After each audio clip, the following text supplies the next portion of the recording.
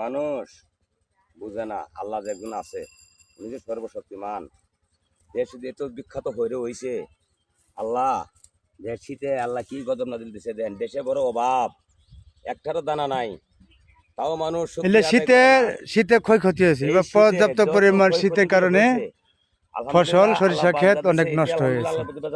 যাই হোক আল্লাহ পাক যেটুক দিয়েছে আল্লাহ কাছে লাখো কোটি শুকরিয়া করতে হবে সবাই। করবো অভাবে মানুষ তো আল্লাহকে চিনে না, আল্লাহকে ভয় করে না।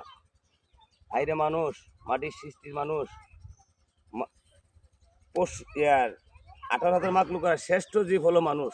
মানুষ, হ্যাঁ কারেক্ট। আর সেই মানুষ আল্লাহকে ভুলে গেছে না, তার নিয়ামত খায়, তার শুকরিয়া আদায় করে না। হাইরে মানুষ, পুরা জমির সরষে ক্ষেত এইবার শীতে জলিপুরি সরকার পুরা বাংলাদেশ শস্যের আবাদ নষ্ট। দেশে বড় দুর্যোগ, খুবই অভাব, কি করবো? সব কৃষকের মাথায় হাত। এক আল্লাহ পাক ক্ষমা, আল্লাহ পাক রক্ষা করা ছাড়া কারোর সাধ্য নাই। আল্লাহ ছাড়া কোনো উপায় নেই। আল্লাহ এক, আল্লাহই রক্ষা করবো আমাদেরকে, ইনশাআল্লাহ। কোনো মানুষ নাই।